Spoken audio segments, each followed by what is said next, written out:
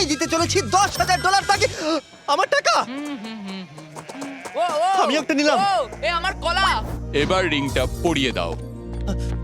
এটার জন্য ক্ষমা করো, এটা দিয়ে কিনে নিও। ও ও এই মুভিটা কিন্তু সত্যি খুব ভালো, আমি দেখতে। ও মাই গড, এটার জন্য ক্ষমা করো। এই শোনো শোনো ধরো ওকে ও কোথায় গেল?